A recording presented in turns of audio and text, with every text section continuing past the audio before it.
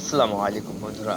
আজকে আমরা যাচ্ছি সিলেট এবং সিলেট যাবার পথে অনেক সুন্দর সুন্দর চা বাগান বেঁধেছিল। আর আমি এগুলো দেখতে দেখতে যাচ্ছিলাম। আর মাঝখানে একটা চোর আমার মোবাইলের পুরো ক্যামেরা থেকে হামলা করে, বাট আমি মোবাইলটা ভিতরে নিয়ে নিয়েছিলাম। যদি দেখি একটা কপাল। আর দেখতে পাচ্ছেন মানে সিলেট যাবার পথে ট্রেনের রেল লাইনের পাশে খুবই সুন্দর একটি রাস্তা এবং রাস্তার উপর অনেক অনেক ধানের গাছ লাড়া দেওয়া, তো অনেক ভালো লাগছিল আমরা ট্রেন জার্নিটা। এবং কিছু মানে কি বলবো, কিছু মানুষ এসে আমার টাকা চাচ্ছিল, অতিথিরও ছিল।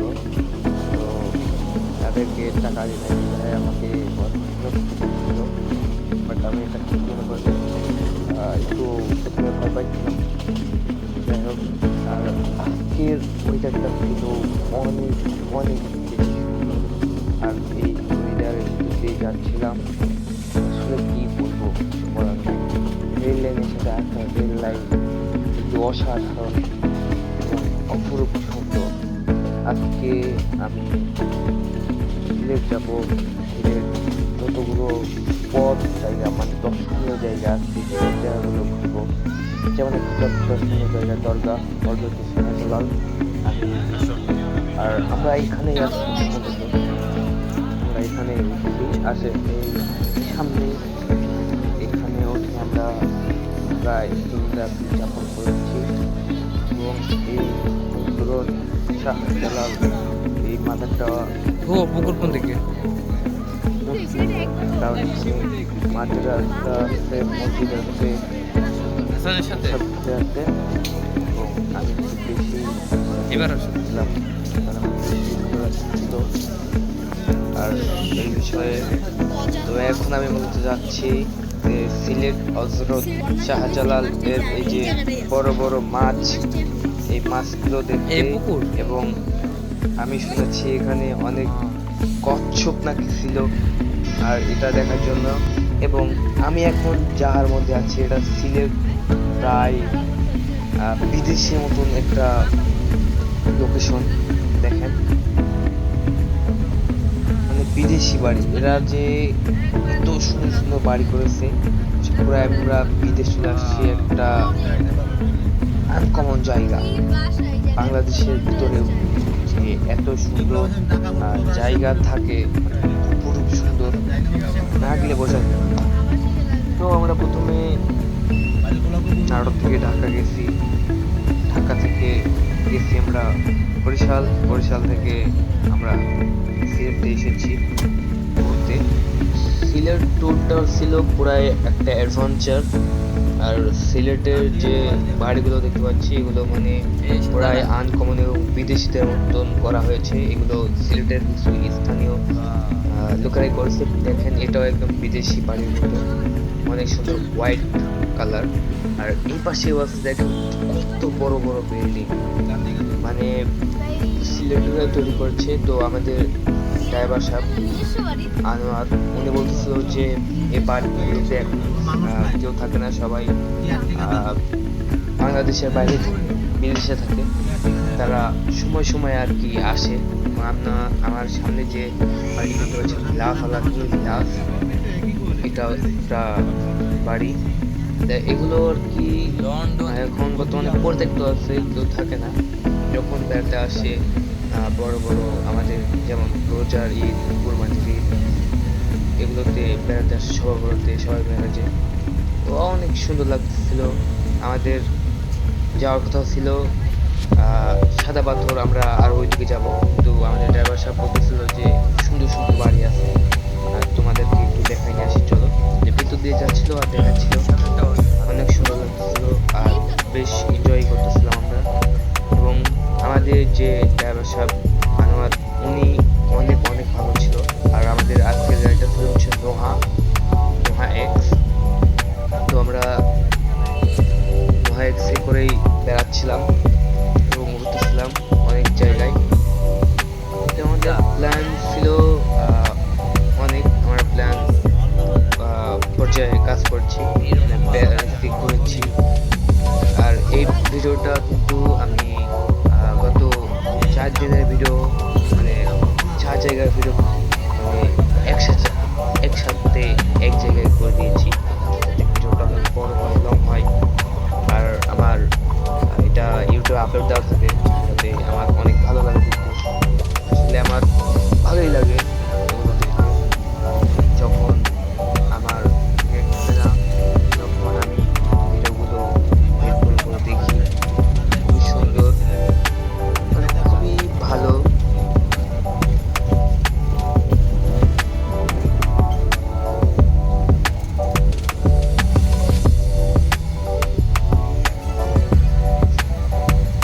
তো এই রাস্তা দিয়ে আমরা এখনো ঘুরছিলাম। আমাদের ড্রাইভার সাহেব অনেক ভালো ছিল। ভিজিটিং কার্ড নিয়ে এসেছিলাম। আচ্ছা, যাই হোক, আমরা এখান থেকে নাটকপুরে গিয়েছি। ঢাকা পর্যন্ত আমাদের টিকিটের মূল্য পড়ছে 700 টাকা করে, কারণ আমরা এসিতে গিয়েছিলাম। এবং ঢাকা থেকে আমরা বরিশাল গেছিলাম, বরিশাল থেকে আবার ঢাকা এসে সিলেট। তো সিলেট জুন প্রতি ট্রেনের ভাড়া হলো 420 টাকা করে ওয়াও, নাইস একটু। সিলেট পর্যন্ত। এবং আমরা এসেছি ফাতিহা ঠিক আয়াত। কোথায়? আমরা যাচ্ছি ফাতিহা, বিছানা কান। কি করছো তুমি আঙ্কেল? যাওয়ার একটা তুমি অনেক আমরা ব্যস্ত। জানি বিছানা কানটি অনেক তুমি বেশি ব্যস্ত এবং টেনশন করো তুমি আঙ্কেল, টেনশন করো। কি নিয়ে টেনশন তোমার?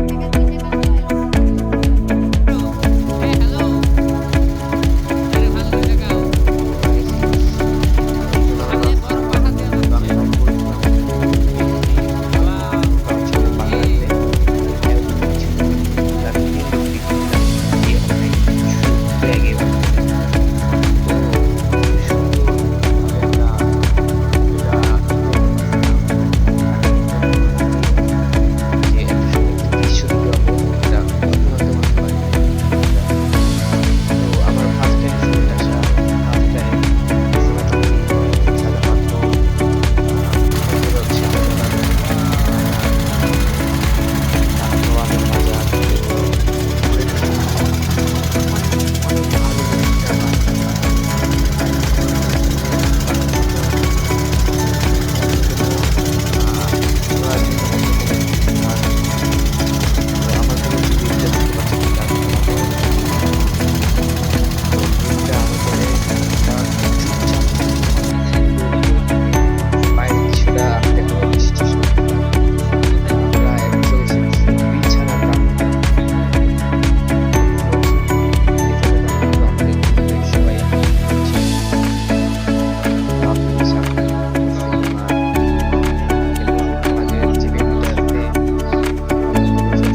আমার ভাই তো অলওয়েজ টাইম আগে।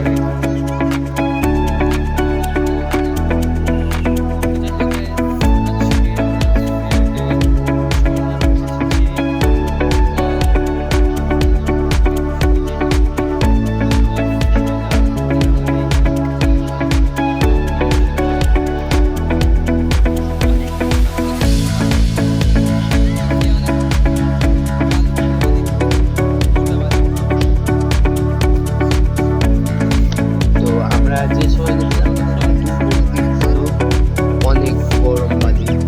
তো এটাই হচ্ছে সেই বিছানা কান্তি পর্যটন স্থান। তবে এখানে ভারতীয়রা এমন একটা কাজ করছে, সেটা হচ্ছে বাংলা সরকার করা দিয়েছে এবং বাংলাদেশের পানিগুলো আমরা, বাট নদীর পানিগুলো অনেক পরিষ্কার ছিল, আর পানি প্রায় শুকাই গেছিল। তো আমরা চেয়েছিলাম যে বিছানা কান্তি গোসল করবো, অনেক এনজয় করবো। তো এটা আর করতে পারি নাই। আমরা শেষে গোসল করছিলাম সাদা পাথর দিয়ে। সাদা পাথর গেছিলাম এবং আরো একটি জায়গায় গেছিলাম দর্শনীয়। সাদা পাথর তো আমরা পরে গিয়েছিলাম। সবগুলো একটু একদিনে কখনোই দেওয়া যায় না, এই জন্য আমরা ধীরে ধীরে গেছিলাম এবং পুরো জায়গা ছিল।